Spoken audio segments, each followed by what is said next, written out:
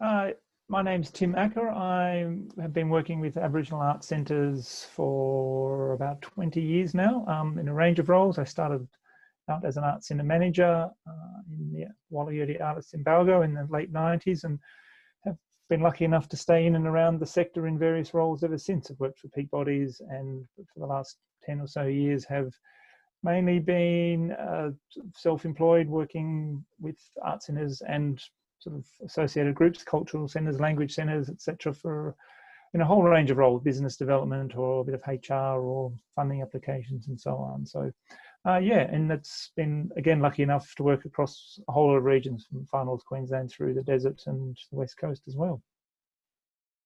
Back to the sort of when the early years of working with different art centres, it was much more practical, hands-on, working one-on-one with art centre managers, helping.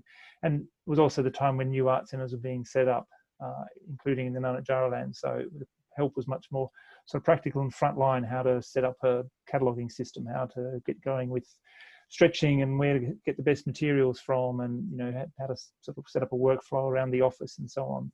Sometimes it was, some of the stuff has stayed the same, like trying to find money for new cars or a new position, etc. But even that, the environment has changed for that as well. As funding is different, more competitive, but also art centres are a bit more agile and have recognised the sort of hybrid role they have. So yeah, the work I have is kind of adapted as art centres have changed over those sort of 15 or 20 years. I had a contract role at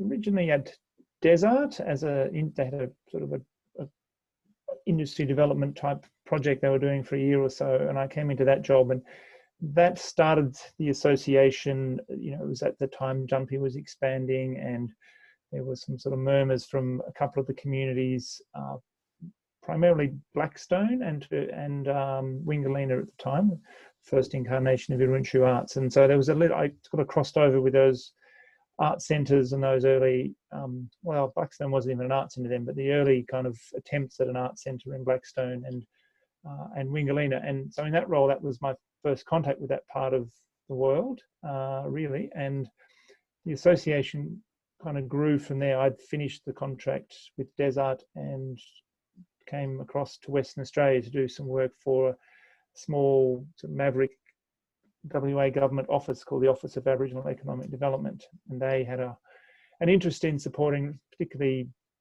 some of the remote businesses, and Jumpy was the first cab off the rank. And so my role with the WA government was to work particularly with those remote communities on setting up those cultural creative enterprises, or try to boost them. So Jumpy needed some help with some business planning, and just through that association, the kind of the interest, I guess, grew. And simultaneously, the Nunatjara Council had also employed a regional arts development officer, a fellow called Tim Acker. So he was on the ground, sort of, agitating within the communities and looking for opportunities. And it was a great kind of combination. So I was in Perth-based and sort of feeding back into government, and Tim was on the ground. And between us, it was a really useful partnership. So the setup for Warrakurna and Kaylee Artists, Blackstone by that stage was kind of up and running. It was still, finding its feet, but we were able to assist there.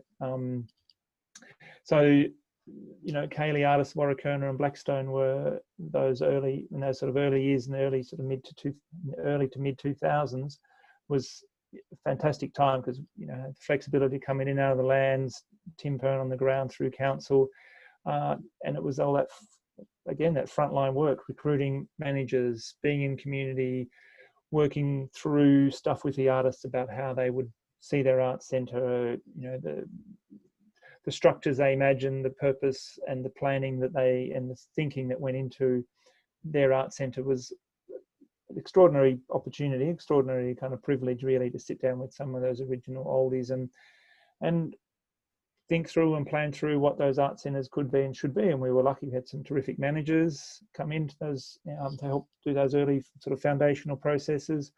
And things kind of took off after that in a way. That Warrakurna and Kaylee had some fantastic years.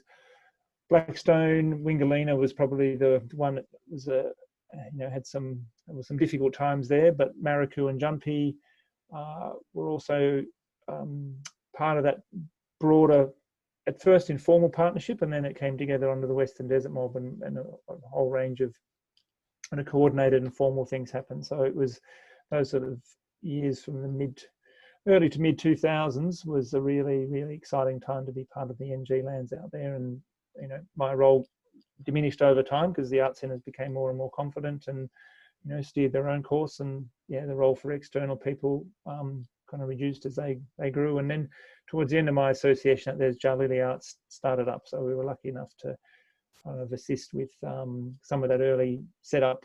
The kind of early history of Jalili was slightly different to the others, but there was still a chance to do some work with that community and help those early coordinators set up things, and then through Desart also be part of the Jalili Docker River partnership, help with some of the foundational stuff there. So I've been very lucky to have had sort of a 15-year association or so with the NG lands. It's been my favourite parts of the world, really, that sort of inner Western Desert.